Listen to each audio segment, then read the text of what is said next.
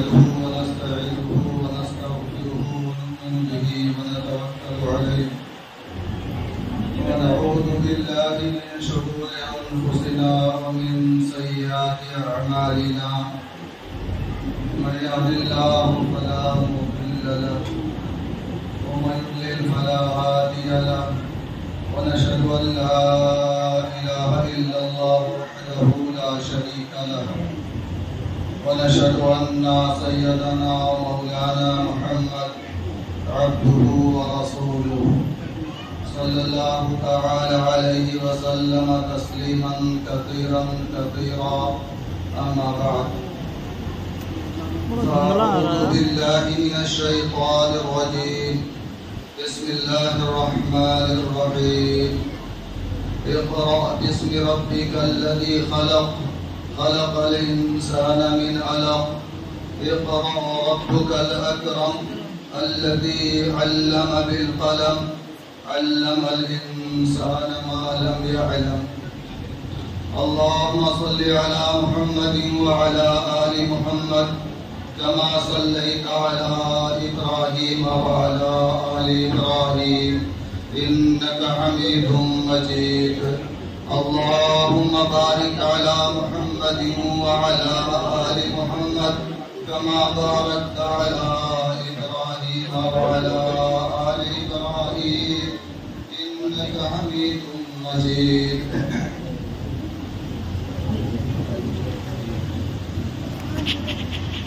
دوستو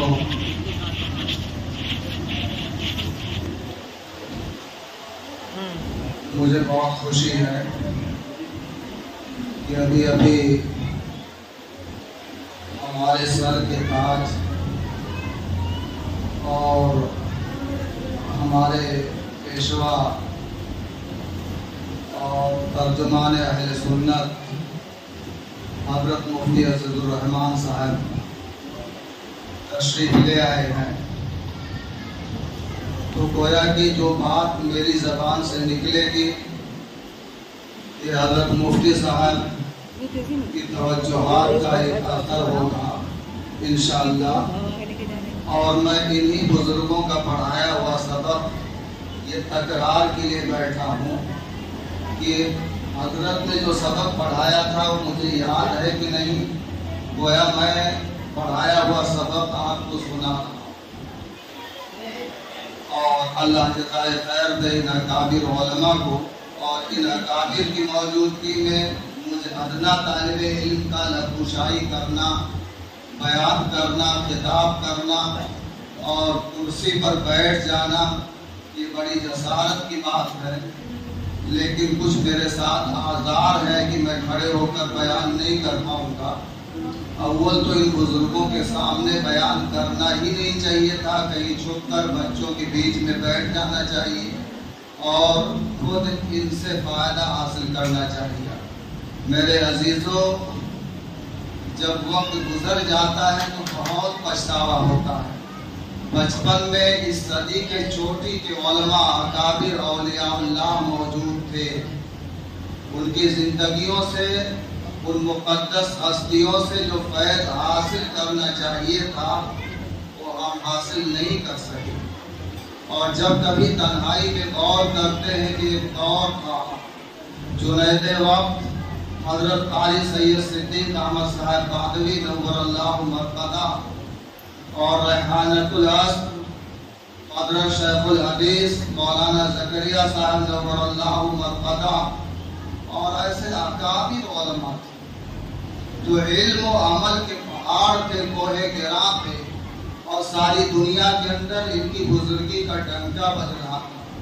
چاہتے تو بہت سارے فیوز حاصل کرتے، اور آج اس بستی میں ہم نہ ہوتے، لیکن وہ ہستیاں گزر گئی اور آنکھیں ان بزرگوں کو دیکھنے کے لیے ترس رہی ہیں۔ میرے بھائیوں، ابھی غنیمت سمجھو کہ جو اکابر علماء موجود ہیں ان کی قدر کرو، اور عام طور سے آدمی کی قدر اس وقت ہوتی ہے جب وہ دنیا سے چلا جاتا ہے، تب احساس ہوتا ہے کہ کیا تھے مفتی عزیز الرحمان صاحب، مفتی محمود صاحب، مولانا ذاکر صاحب، فلاں صاحب، فلاں صاحب، جب شخصیتیں دنیا سے چلی جاتی ہیں تب ان کا مرثیہ پڑھا جاتا ہے۔ اس لیے میرے بھائیوں، ان اکابر علماء سے آپ فیض حاصل کریں۔ ہمارے شرف عالم بابا کی توجہات ہے کہ ان بزرگوں کو جمع کر لیتے ہیں۔ قاری عبد الرحمن صاحب ان اسلاف کو جمع کر لیتے ہیں۔ تو اب جو تھوڑی سی بات ہو، ان کے پرنور چہروں کو آپ دیکھ کر کے ان سے فائدہ حاصل کریں، ان کے کلام کو، بات کو سن کے فائدہ حاصل کریں۔ میں نے جو آیت پڑھی، آیت کے اندر کیا فرمایا؟ اقرأ باسم ربک الذی خلق۔ یہ سورہ علق کی ابتدائی 5 آیات ہیں جس کا نزول ہوا جبل نور پر، غار حرا کے اندر۔ جبل نور کی چوٹی غار حرا کے اندر۔ اور ابھی جیسا آپ نے سنا، ہمارے حاجی صاحب عمرہ کر کے آئے، ماشاءاللہ، اللہ قبول فرمائے۔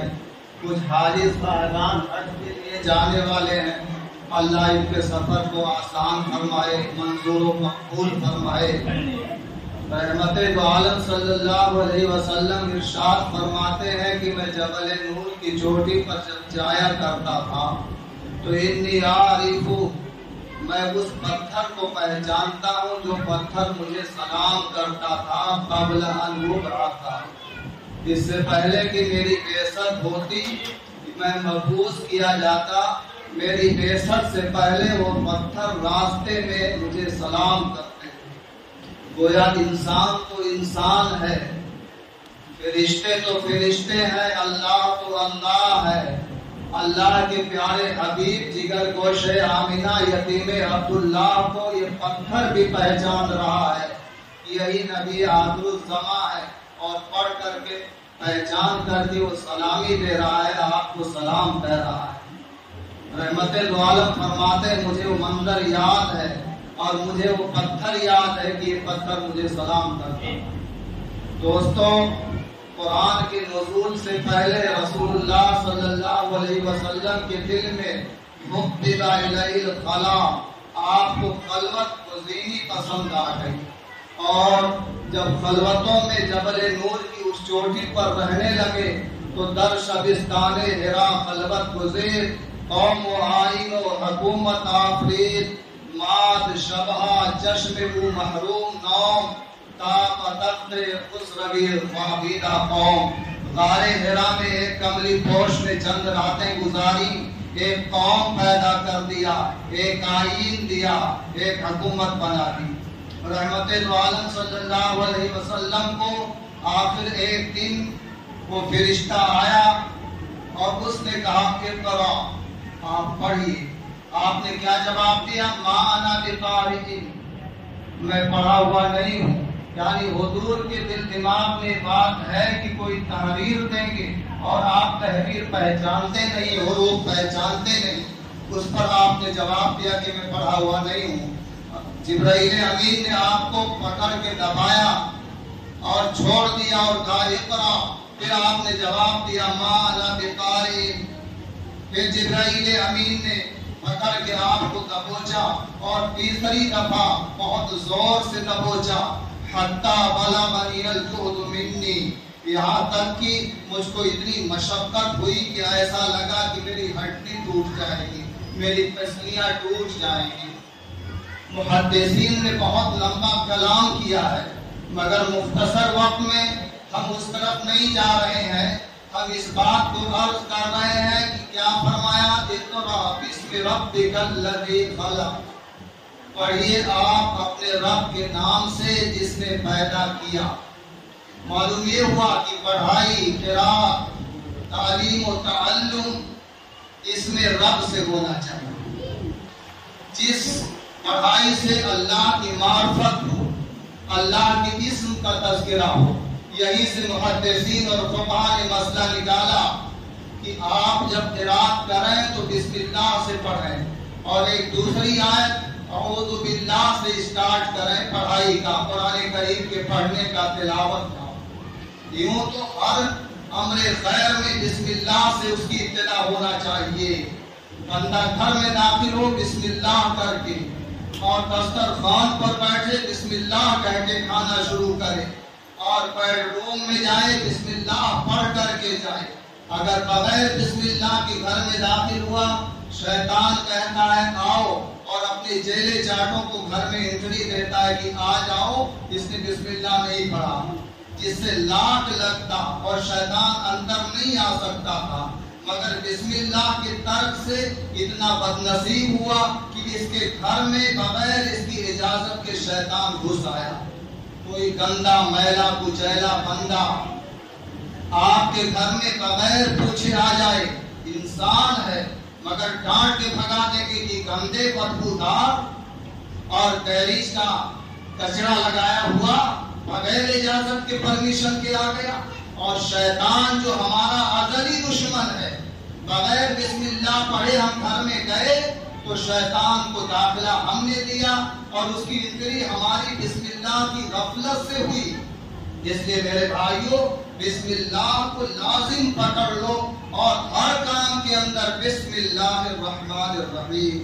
اب دسترخوان پر بیٹھے گپ سپ کر رہے ہیں, کھانا شروع کر دیا, شیطان اپنی ذریت کو بلاتا ہے کہ آؤ اور کھانے میں شریک ہو جاؤ. لہذا اب اس کے ساتھ اس کے دسترخوان پر غیر محسوس طریقے پر وہ شیطان بیٹھ کر کے کھانا کھا رہا ہے. اور ظاہر ہے کہ چند لوگ جب آمنے سامنے بیٹھے ہوں تو ایک دوسرے کی نگاہیں ملتی ہیں تو دل کے اندر ایک محبت ہوتی ہے, ایک اپنائیت ہوتی ہے اور ایک اثر ہوتا ہے. شیطان دسترخوان پر بیٹھا ہوا ہمارے ساتھ کھانا کھا رہا ہے اور اس شیطان کے اثرات اور اس کا میسج قلب کے اوپر, دل کے اوپر کتنا گہرا نقش کرے گا کہ دل تباہ ہو جائے گا اور دل کے اندر جذبات اور خواہشات پنپیں گے اور نتیجہ یہ ہوگا کہ انسان گمراہی کی طرف اور گندے گندے خیالات کی طرف متوجہ ہو جائے گا. تو بسم اللہ کے ترک سے یہ نقصان ہوا, بیڈ روم کے اندر گیا اور بیوی سے ملاپ کر رہا ہے اور بسم اللہ کو بھول گیا, شیطان اس کے ساتھ اس عمل کے اندر شریک ہو جاتا ہے. اب اس سے جو اولاد ہوتی ہے اس پر شیطانی اثرات ہوتے ہیں. آپ بھی جب کوئی زیادہ شرارت کرتا ہے تو کیا کہتے ہو, ارے تو انسان کا بچہ ہے کہ شیطان کا بچہ ہے. کہنا نہیں, میں یہ نہیں کہتا کہ آپ کہو اس کو, لیکن میرے بھائیوں وہ شیطان کا بچہ کیوں بنا, شیطان جیسی حرکتیں کرنے لگا اور کیوں گھر کے اندر دینی ماحول نہیں رہا, وہ تربیت ابتدا سے نہیں رہی جو اچھی تربیت کے اندر پروان چڑھتا. تو میرے بھائیوں قرآن نے کیا کہا, اقرأ بسم ربک الذی خلق, اپنے رب کے نام سے پڑھی. آج بھی تعلیم ہوتی ہے تو سب سے پہلے تعلیم کیا ہوتی ہے, PIT. کیا بنا, کہنا نہیں بس سوچ لینا کیا بنے گا. اب یہ تعلیم ہے. اور CAT, اب یہ سب تعلیم ہوتی ہے.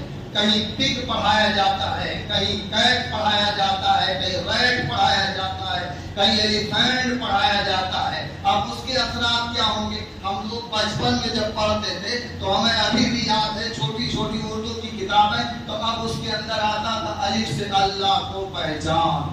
الف سے کہہ لو ذرا, الف سے اللہ کو پہچان, با سے بڑوں کا کہنا مان, تا سے توبہ کر انسان, تا سے ثابت رکھ ایمان. اب یہ تعلیم ہم لوگوں کے بچپن کی ہوتی. دیکھو میرے بھائیوں, میں یہی کہہ رہا ہوں کہ جتنے پرانے علماء ہیں اور یہ نوجوان, ان کو بھی آپ اپنے اعتبار سے پرانا ہی سمجھ لیجیے. ان جوانوں کو بھی آپ اپنی حیثیت سے, اپنی نسبت سے پرانا ہی سمجھیے. تو ان کی قدر کیجیے. پہلے کی تعلیم, پہلے کے علماء, پہلے بزرگوں کی توجہات, نگاہ کرم, وہ جو جس شاگرد پر پڑی کچھ نہ کچھ اس کا فیضان حاصل ہوا. تو میں یہ کہہ رہا ہوں کہ کائنات میں تمام عبادت کا ماحصل یہ ہے کہ انسان کو اللہ سے محبت ہو جائے اور اس میں رب دل کی دماغ کے اندر پیوست ہو جائے. داستان عشق جب پھیلی تو لامحدود تھی اور جب سمٹی تو تیرا نام بن کر رہ گئی. ہر پڑھائی کا ماحصل کیا, اللہ اللہ ساری عبادت کا ماحصل کیا؟ ایک اللہ مل جائے، ایک اللہ۔ حج کا، نماز کا، روزے کا، زکات کا ماحصل یہ کہ بندہ اللہ کی معرفت حاصل کرے۔ اللہ کی یادوں کے بغیر یہ انسان زندہ رہ نہ سکے۔ تو میرے بھائیوں، اس محبت کی ضرورت ہے اور اخلاص کی، ہر عمل کے اندر اخلاص کی ضرورت ہے۔ اللہ نے کیا فرمایا؟ الرحمن علم القرآن خلق الانسان علمہ البیان۔ الرحمن، یہ رحمان مبالغے کا صیغہ، اور رحمان کا معنی کیا ہوگا؟ جس کی رحمت پر جوش ہو گئی، رحمت جوش میں آ گئی ہو۔ آپ کہتے ہیں اہل عرب جب کوئی بہت بھوکا ہو جائے تو کہتے ہیں انا جوعان، بہت بھوک لگی، بھوک سے ایک دم نڈھال ہو گیا، چور چور ہو گیا، اس وقت کیا کہتے ہیں؟ انا جوعان۔ اور جوعان پر ایک بات یاد ہے، ایک بچہ سعودیہ گیا، ایک نوجوان کام کرنے کے لیے، اب اس کے سیٹھ نے، کبیر نے پوچھا انتا جوعان، تو ایک انڈیا والا، اردو والا جوان سمجھ گیا، جوان کو جوان سمجھا، تو وہ سمجھا کہ یہ پوچھ رہا ہے انتا جوان، تو اس نے سینہ تان کر کہا یس۔ وہ کبیر جو ہے پکڑا ہاتھ اور ایک ہوٹل کے اندر لے جا کے بیٹھا دیا۔ اب یہ منہ دیکھ رہا ہے، یار یہ کیا بات ہے، اس نے کیا پوچھا؟ میں جوان ہوں، مجھے ہوٹل میں لا کے بیٹھا دیا، یعنی جوانوں کو کھانا کھلایا جاتا ہے۔ اب یہ میرے بھائیوں عربی سمجھ نہیں سکا، وہ جوان کو جیم واو عین الف نون اس کو سمجھ گیا انڈیا کا جوان۔ تو دیکھو اہل عرب جب کوئی بھوک سے نڈھال ہو جائے، پیاس سے ایک دم بےتاب ہو جائے، بے چین، تو عطشان، بہت زیادہ پیاس لگی ہے۔ الرحمن یعنی اللہ کی رحمت جوش مار رہی ہے، اور پرجوش ہو کر کے اللہ کی رحمت علم القرآن، یعنی اللہ کی رحمت جس پر موسلادھار بارش کی طرح سے برستی ہے، اللہ اسے قرآن سکھاتا ہے، قرآن کی تعلیم، قرآن کا علم اسے دیتا ہے۔ میرے عزیز بچوں، چھوٹی چھوٹی عمر کے آپ ہیں، لیکن کیا سیکھنے آئے؟ اس رحمان نے رحم کیا آپ کے اوپر، اور اللہ کی رحمت پرجوش ہو گئی کہ اس نے کھینچ کو لا کے آپ کو یہاں اس مسجد میں اور قاری عبدالرحمان صاحب کی صحبت میں لا کے بیٹھا دیا۔ یہ کیا ہے؟ اللہ کی رحمت آپ کی طرف متوجہ ہوئی۔ اللہ کی رحمتوں کے آغوش میں، رحمتوں کے سائے میں اس وقت کی آپ قدر کیجئے۔ یقیناً آپ کو ماں باپ کی یاد ستائے گی، گھر کی یاد ستائے گی، لیکن یاد رکھو اللہ کی محبت میں ساری محبت قربان کر دو، پھر اللہ وہ عروج دے گا، وہ ترقی دے گا، وہ مرتبہ اور مقام نصیب کرے گا کہ آپ میں سے کس کا نام کتنا روشن ہوگا، کون حضرت مدنی کے نقش قدم پر ہوگا، کون حضرت پادری کے نقش قدم پر چلے گا، اور کون قاری طیب صاحب کے نقش قدم پر چلے گا۔ میرے بھائیوں، اپنے بزرگوں کا نام روشن کرنا ہے اور ان اکابر کا نام روشن کرنا ہے۔ اس لیے میں کہہ رہا تھا کہ دیکھو، انسان کی تقلید کا تذکرہ بعد میں اور قرآن کی تعلیم کا تذکرہ پہلے۔ معلوم یہ ہوا کہ انسان کی تقلید اس لیے ہوئی ہے کہ انسان قرآن کی تعلیم حاصل کرے اور قرآن کا علم حاصل کرے۔ ہم پیدا ہی اسی لیے ہوئے کہ ہم قرآن کا علم لے کر کے اور اس کا نور لے کر کے، اس کی روشنی لے کر کے دنیا کے اندر آباد رہیں اور دنیا کے اندر زندہ اور شاداب رہیں اور شاداب رہیں۔ تو اس لیے میرے بھائیوں، اللہ نے کیا فرمایا؟ الرحمن علم القرآن خلق الانسان علمہ البیان۔ پہلے علم القرآن فرمایا، اس کے بعد خلق الانسان علمہ البیان۔ معلوم یہ ہوا کہ تم پیدا ہی اس لیے کیے گئے ہو کہ اس سے اللہ کو پہچانو، اللہ کی معرفت حاصل کرو، اللہ کی محبت تمہارے دل کے اندر آ جائے۔ اب میرے بھائیوں، ایک چیز گزارش یہ کر رہا ہوں کہ دیکھو، ہر عمل کے اندر اخلاص درکار ہے۔ آپ طالب علم ہیں، اخلاص کے ساتھ علم حاصل کیجئے کہ اللہ کی رضا کے واسطے یہ علم حاصل کرتا ہوں۔ آپ حاجی ہیں اور حج پہ جا رہے ہیں تو پھر اس کے اندر تو اور اخلاص ہونا چاہیے، اس لیے کہ بہت روپیہ صرف ہوتا ہے، بڑی محنت ہوتی ہے، اور اگر اخلاص نہیں رہا، دکھاوا آ گیا تو پھر سارے عمل حقارت ہو جاتے ہیں۔ میں بتاؤں، بلا وجہ حاجی کہلانے کی یہ کوشش نہ کیجیے۔ ایک حاجی صاحب حج کر کے آئے اور اتفاق سے ان کے بچپن کے دوست یار تھے، وہ ملنے کے لیے گئے اور بہت بے تکلفی تھی، تو ڈائریکٹ نام لے کے کہا او فلانے او فلانے، تو حجن اندر تھی بہت خفا ہو گئی، کہا کون بدتمیز آیا ہے، حاجی بھی نہیں کہہ رہا ہے، ابھی ابھی ہم لوگ حج کر کے آئے ہیں اور یہ ڈائریکٹ نام لے کے رہا، کون بدتمیز ہے؟ تو اب یہ ہے کہ حجن کی خواہش ہے کہ حاجی صاحب لگاتے آگے پیچھے جا۔ اور اسی پر ایک لطیفہ یاد آیا، ہمارے بزرگوں میں علامہ نور محمد ٹاڈوی علیہ الرحمہ بڑے چھوٹی کے علماء میں تھے، اور واقعی حضرت کا تذکرہ ابھی کبھی ٹائم ملے گا تو آپ مفتی عبدالرحمان صاحب کی خدمت میں جائیے گا، یہ نہیں کہ یہاں بلائیے گا، خدمت میں جائیے گا، اجازت لیجیے گا، حضرت آپ کو کچھ ٹائم ہو تو حضرت کے واقعات آپ سنائیں، حضرت مفتی صاحب مجھ سے بہتر سنائیں گے۔ تو بہرحال علامہ نور محمد ٹاڈوی صاحب رحمۃ اللہ علیہ سفر کر رہے تھے، اتفاق سے ایک صاحب بس میں بیٹھے ہوئے تھے، تو اب سلام دعا کے بعد خیر خیریت نام تو پوچھا کہ صاحب آپ کا نام کیا ہے؟ تو انہوں نے کہا دین محمد حاجی۔ تو علامہ صاحب نے کہا اچھا مجھے پوچھو مجھے کیا کہتے ہیں؟ تو کہا حضرت بتا دیجئے آپ کو کیا کہتے ہیں؟ تو علامہ صاحب نے کہا نور محمد نمازی۔ انہوں نے کہا یہ کیا بات ہو گئی؟ کہا آپ نے حج کیا مرتبہ کیا؟ کہا ایک حج کیا ہوں۔ تو کہا ایک حج کر کے آپ دین محمد حاجی بن گئے، اور میں 24 گھنٹے میں 5 نمازیں پڑھتا ہوں اور نہ جانے کتنے سال سے پڑھتا ہوں، تو نور محمد نمازی نہیں بنا؟ اگر ایک حج کر کے حاجی بنے تو میں کئی نمازیں پڑھ کر کے اور کئی سالوں سے پڑھ کر کے نور محمد نمازی بن گیا۔ میرے بھائیوں، کیا آپ اسماء الرجال کی کتابیں اٹھا کر دیکھ لو، کہیں حاجی ابو بکر رضی اللہ تعالیٰ عنہ لکھا ہے، حاجی عمر فاروق رضی اللہ تعالیٰ عنہ لکھا ہے، حاجی عثمان غنی اور حاجی علی مرتضیٰ اور حاجی حسن حسین، کہیں آپ ان صحابہ کے ناموں کے ساتھ حاجی کا لقب پاتے ہیں؟ آخر کیا وجہ؟ انہوں نے حج نہیں کیا تھا؟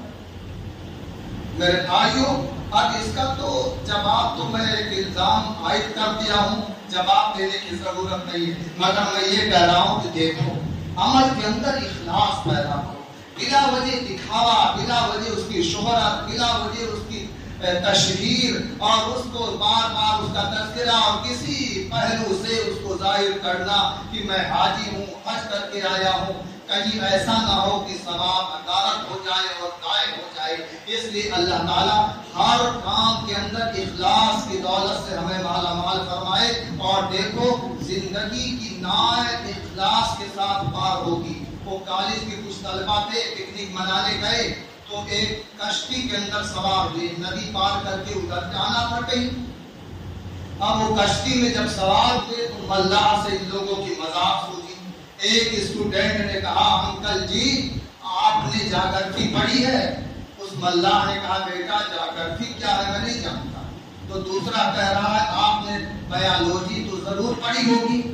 اس نے کہا بیٹا بایولوجی کس بلا کا نام ہے میں نہیں جانتا، میں ملاح ہوں، کشتی چلاتا ہوں، اور نائے چلانے میں اس پڑھائی کی ضرورت نہیں۔ تو ایک طالب علم نے پوچھا آپ کی عمر کیا ہے؟ تو کہا کہ میری عمر تو 50 سال کی ہو گئی ہے۔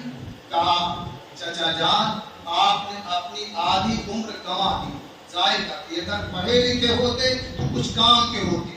اب ملاح دل کے اندر بڑا جلا بنا تھا، اور بیچ ندی کے اندر جب کشتی گئی تو اس کو بھی مستی سوچی، اور اس نے کشتی کو ذرا آگے پیچھے کیا، ہچ گولے کھانے لگی۔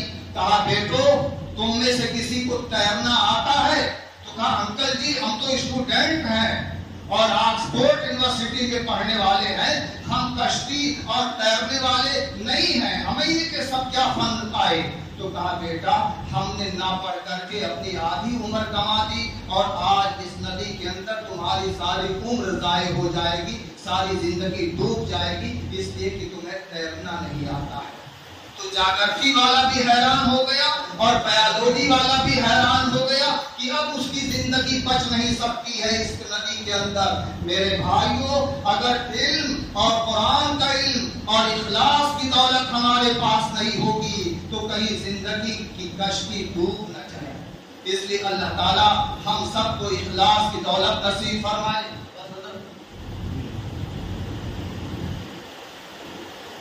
ہم سب کو اخلاص کی دولت نصیب فرمائے۔ بغیر اخلاص کے اور بغیر اللہ کی محبت کے کچھ حاصل ہونے والا نہیں ہے۔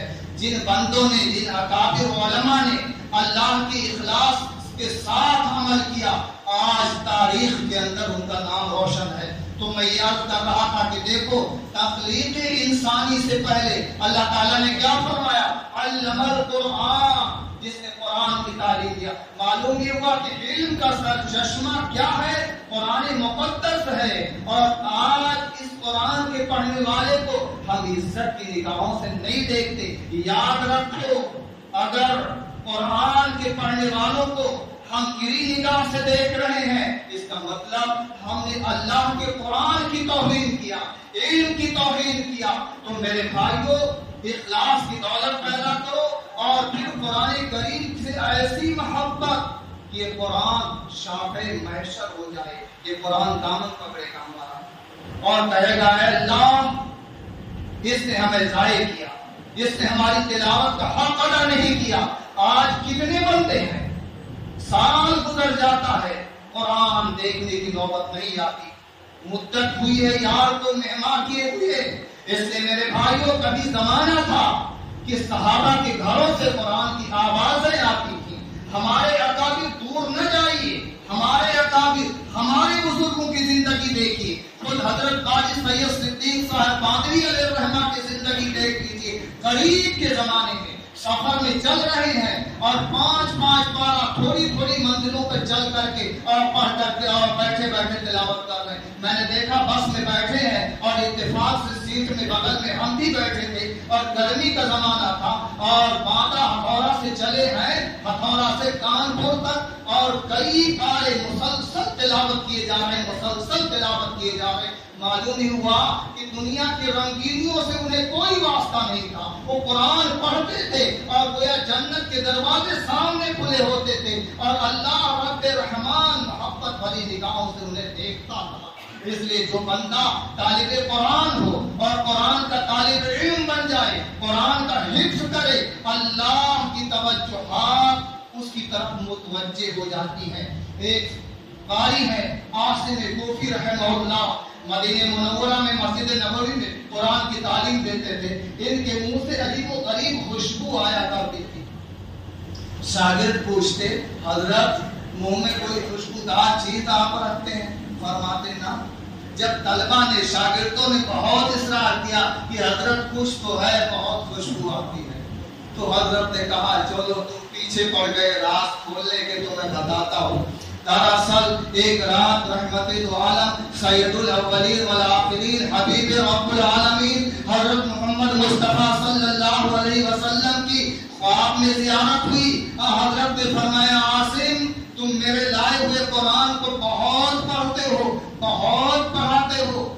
فرمایا ہاں یا رسول اللہ، جو کچھ ہو جاتا ہے ہو سکتا ہے، محنت کرتا ہوں۔ فرمایا عاصم ادھر آؤ۔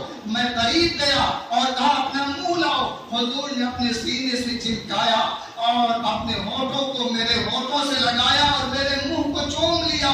جب سے رسالت مآب نے میرے ان ہونٹوں کو چوما ہے، اس وقت سے رحمت دو عالم کے ہونٹوں کے لگنے کی خوشبو میرے منہ سے آ رہی۔ سبحان اللہ، کیا توجہات ہے نبی رحمت کی قرآن پڑھنے والے امتی کی طرف۔ اس لیے میرے بھائیوں، قرآن سبق یاد کرو تو نیت ہو کہ اللہ کا کلام پڑھ رہے ہیں، یہ نہیں کہ استاد مارے گے اور نہیں یاد ہوگا، نہیں، اللہ کا قرآن ہے، اللہ کا کلام ہے، محبت کے ساتھ اس کی تلاوت تلاوت کرو، محبت کے ساتھ اس کا حفظ کرو، اس کو یاد کرو۔ قرآن کیا ہے؟ اس سے ایمان محفوظ ہو جاتا ہے، اور کبھی ایسی گمراہی کے دلدل میں ہی بندہ پھنستا ہے تو قرآن کی محبت اسے کیش کر لیتی ہے اور اپنی جانب کھینچ لیتی ہے۔ سنو، جرمن کے اندر ایک نوجوان ینگ قسم کا لڑکا کام کرتا تھا، اور اس آفس کے اندر لڑکیاں بھی مل کے کام کرتی تھیں۔ اتفاق سے ایک عیسائی لڑکی سے اس کی آنکھیں ٹکرا گئیں اور محبت پیدا ہو گئی۔ اس نے شادی کا پیغام دے دیا۔ اس نے کہا میرے ماں باپ سے بات کرو۔ جب اس نے جا کے اس کے باپ سے بات کیا تو برہم ہو گیا کہ تو مسلمان ہے اور میں عیسائی ہوں، تیری ہمت کیسے ہوئی کہ میری لڑکے سے نکاح کا پیغام دے اور شادی کا پیغام دے۔ اس نے کہا کہ دیکھو، اسی دروازے پر بیٹھ جاؤں گا اور مر جاؤں گا اور تمہیں پھنسا دوں گا، لیکن میں ٹل نہیں سکتا ہوں بغیر شادی کیے ہوئے۔ اتنا دیوانہ تھا، اتنا مجنون تھا۔ اس نے کہا سنو، جب بات یہ ہے تو تمہیں عیسائی بننا پڑے گا اور تم کسی مسلمان سے کوئی دوستی نہیں رکھو گے اور اپنی بیوی کو لے کر کے ایسی جگہ رہو گے جہاں تمہارا مسلمان دوست کوئی نہ ہوگا۔ اس نے ساری شرطیں منظور کر دی۔ چنانچہ شادی ہو گئی، اور اتفاق سے شادی کے بعد کچھ دنوں بعد یہ اپنی وائف کو لے کے غائب ہو گیا۔ اب بہت تلاش کیا گیا، کچھ پتہ نہیں چل رہا ہے، زمین نے نکل لیا یا آسمان میں اڑ گیا، کچھ پتہ نہیں چل رہا ہے کہ بندہ کہاں گیا۔ اتفاق سے 1 سال کے بعد نماز فجر میں اسی جگہ مسجد میں بیٹھ کر کے وضو کر رہا ہے، وضو خانے پر امام صاحب نے دیکھا تو حیرت میں پڑ گئے، وہی بندہ ہے جو سال بھر پہلے یہاں نمازیں پڑھتا تھا، یا میری آنکھیں خطا کر رہی ہیں؟ غور سے دیکھا تو بندہ وہی تھا۔ پوچھا بھائی آپ کہاں تھے اور کہاں غائب ہو گئے تھے؟ اس نے کہا امام صاحب نماز کے بعد تنہائی میں بات کروں گا۔ تنہائی میں بند کمرے میں کہا کہ میں تو نفس کا پتا پجاری تھا اور گمراہ ہو گیا تھا، عیسائی لڑکی کے چکر میں پڑ گیا تھا، اور میں اپنی بیوی کو لے کے ایک دوسری ریاست کے اندر چلا گیا تھا۔ ہاں، جب میں اس وقت گیا تو عیسائیوں کی طرح سے کبھی چرچ میں جا کے پوجا پاٹ بھی کرتا تھا، اس کے سور بھی چلایا کرتا تھا، گندی چیزیں بھی کھایا کرتا تھا، اور میرا حال بہت برا تھا۔ لیکن میرے ساتھ قرآن کریم کا ایک نسخہ تھا، ایک صحیفہ تھا۔ اس قرآن کو میں جب نکلتا آفس کے لیے تو محبت بھری نظر ڈالتا کہ کبھی میں اس قرآن کو پڑھتا تھا، آج نفس کا پجاری ہوں، قرآن نہیں پڑھتا ہوں۔ واپس آتا تو محبت بھری نظر ڈالتا کہ کبھی میں اس قرآن کی تلاوت کرتا تھا، آج نہیں کرتا ہوں۔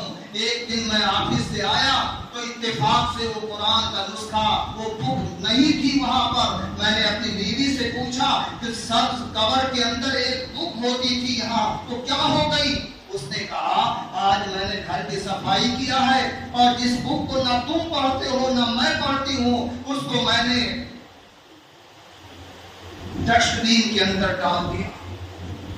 جب میں نے یہ سنا کہ میرے رب کا قرآن اور کچڑے کی ڈبے میں ڈسٹ بین میں پھینک دیا، میں نے کہا وہ سامنے ڈال دیا ہوں۔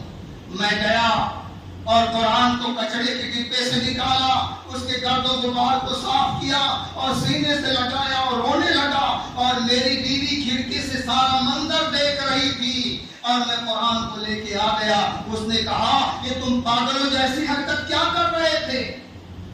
میں نے کہا میرے رب کا قرآن تم نے کچڑے کے ڈبے میں ڈال دیا تھا، میں اسے لے آیا۔ اس نے کہا اچھا، تم نے میرے باپ سے وعدہ کیا تھا مسلمانوں کا کوئی کام نہیں کروں گا، اور تمہارے اندر سے مسلمانی ابھی نہیں گئی۔ میں جاتی ہوں اپنے باپ کو کمپلین کرتی ہوں، اور پھر دیکھو تمہارا حال کیا ہوگا۔ وہ باپ کو کمپلین کرنے کے لیے گئی، اور میں نے موقع کو غنیمت سمجھا، بریک کیس لے کے اب میں بھاگ آیا ہوں، اب پلٹ کے ادھر کبھی نہ جاؤں گا۔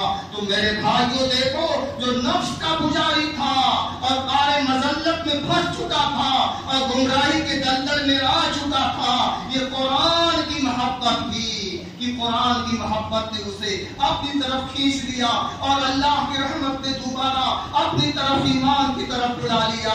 تو میرے عزیزوں اور میرے بھائیوں، قرآن سے محبت رکھو، قرآن کی تلاوت کو اپنا وقیرہ بنا نصب العین بنا لو. جیسے بغیر کھانا کھائے کوئی زندہ نہیں رہتا، پانی پیے کوئی زندہ نہیں رہتا، اور بغیر تلاوت کی کوئی دن گزرنے نہ پائے. راتوں کو اٹھ کر قرآن کی تلاوت کرو، دن کے فرصت کے اوقات لمحات میں قرآن کی تلاوت کرو. صحابہ قرآن سے کتنی محبت کرتے تھے اور کتنی عظمت رکھتے تھے. میرے بھائیوں واقعات تو بہت زیادہ ہیں لیکن ہمارے حساب سے شاید وقت پورا ہو گیا ہے. اس لیے ایک آخری بات یہ عرض کر رہا ہوں کہ ایک معمول بنا کر کے اور زندگی کا نصب العین بنا کر کے قرآن کریم کی تلاوت کرتے رہو اور اس سے محبت کرتے رہو. جو پڑھنا نہیں جانتے وہ بھی محبت بھری نظر تو ڈالیں، یا جو پڑھ رہے ہیں ان پر محبت بھری نظر ڈالتے کہ یہ بچہ ہے، یہ قرآن پڑھنے والا ہے، کچھ ہو سکے تو مالی مدد اس کی کریں. جس مدرسے میں قرآن پڑھایا جاتا ہے اس مدرسے کی مالی مدد فرمائیں. اور یاد رکھو آپ نے قرآن کی اشاعت کے لیے، قرآن کی تعلیم کے لیے جو روپیہ خرچ کیا، اللہ کی رحمت آپ کی طرف متوجہ ہو جائے گی. کیا فرمایا؟ وَإِذَا قُرِئَ الْقُرْآنُ فَاسْتَمِعُوا لَهُ وَأَنصِتُوا لَعَلَّكُمْ تُرْحَمُونَ. جب قرآن پڑھا جائے تو غور سے سنو، خاموش رہو تاکہ تم پر رحم کیا جائے. معلوم یہ ہوا کہ جو بندہ قرآن پڑھتا ہے اللہ کی رحمت رنجن برسات کی طرح سے اس پر برستی ہے. جس سرزمین پر قرآن پڑھا جاتا ہے اللہ کی رحمت اس سرزمین پر برستی ہے.